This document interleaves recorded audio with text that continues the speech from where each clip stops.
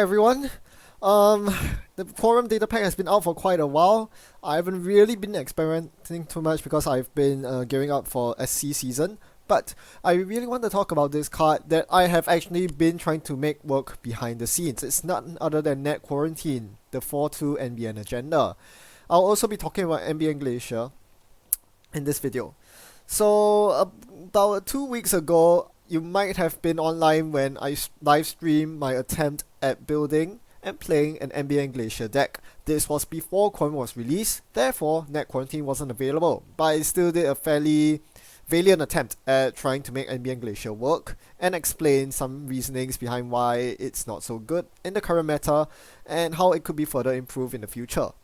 If you haven't watched that video, you can follow the link at the end of this video where I will link to the live stream. But you don't have to watch it right now because I want to talk about Net Quarantine and you'll be here to listen to me ramble on about this agenda, which enables some interesting combos with existing cards. I'll go into the details in this slide. So, you are rewarded for running trace-based ice. This is pretty obvious. If normally when the runner is rich and the corp is poor, even if the runner is tagged, they can say, okay, I don't care about your resistors, your archangels, your trace ice, what have you, I'm going to trace past them if I'm rich.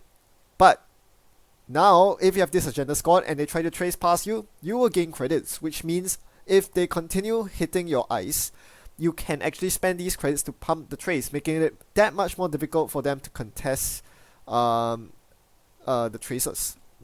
So this is actually quite important because usually trace ice tends to be rather, shall we say, flimsy, in the sense that runners are very rich nowadays with Temujin and can easily trace past ice. Even Macrophage, which seems like a very powerful ice at first sight, can be defeated quite easily by runners that are rich enough. With this agenda, that's no longer the case. I mean, they still can get past it, but they will reward you in the process. The coolest combo I can think of is Troll in making news, because unlike most other Tracer Ice, Troll is an on-encounter effect. So even if the runner has their whole Breaker Suite set up, they still have to suffer the on-encounter trace, and that is when you can gain the money from Net Quarantine if they beat the trace, or if they don't, the runner is forced to lose a click due to Troll's effect. So that's a very nice synergy there, something that is worth trying. Another thing this agenda enables is that it enables you to have some game as NBN Glacier against high length runners. This is a bit more tenuous because it only absorbs the first trace. The link reduces to 0 only for the first trace.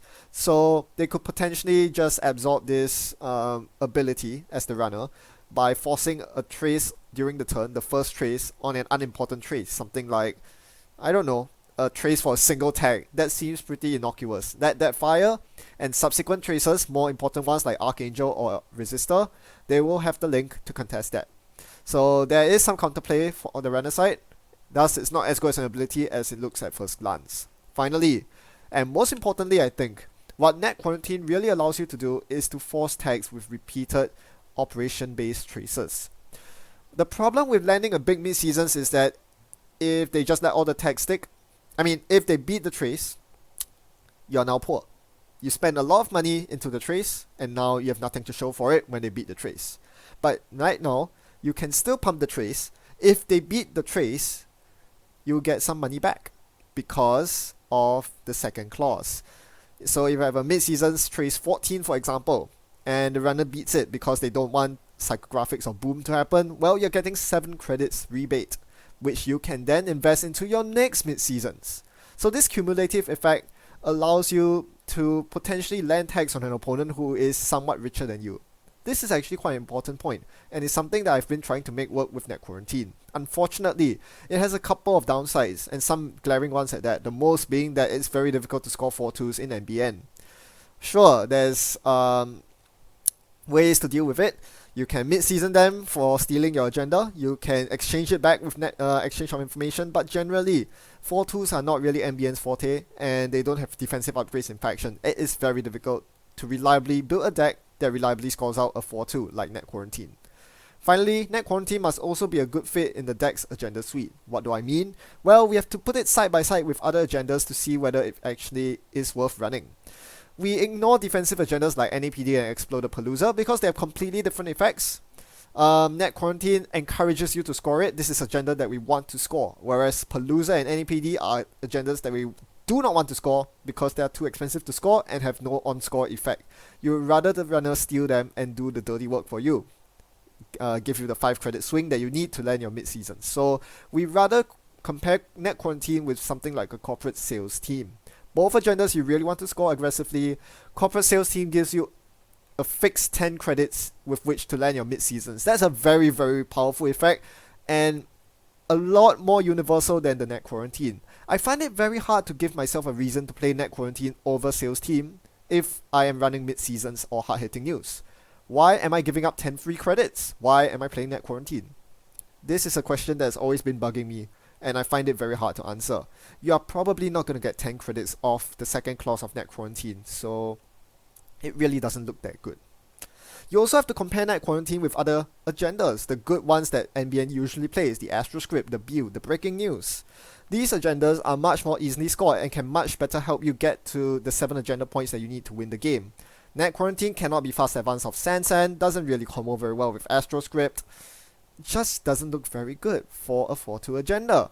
So going back to everything, the agenda ratio and the effect, while seemingly strong, just isn't as good as the gold standard of corporate sales team. Leaves it kind of in the dust, which is really sad because I thought this would be a very good agenda at first, but after testing it out, I realized that it just wasn't doing as much work as I wanted it to, which is a pity because this design space, strong 4-2 agendas, is something that really should be explored more if you want to stop people from playing the 3-2 agendas in every single deck. Now, I throw it over to you. Am I missing something? Am I overlooking a very obvious point with this agenda? Because I really want to make it work, and if you can find a way to do it, I'd like to hear from you. Leave in the comment section your thoughts on Net Quarantine. What do you think of it? Have you built any deck around it? And have you played this card? Especially those of you who have tried this card before on JNet or otherwise, I want to hear your experiences. And ideally, if possible, a critical critique, shall we say, of it. Do you think it's a good agenda? Is it better than the other agendas that I mentioned? Do you find it hard to score it? Do you find it effective?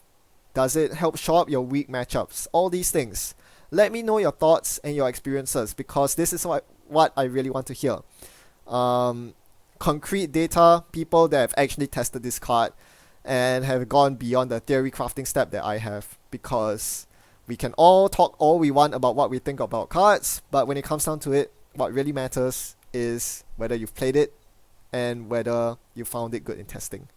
So still, whether you've played it or not, I'd like to hear from you, especially if I missed something out, I'd like to know.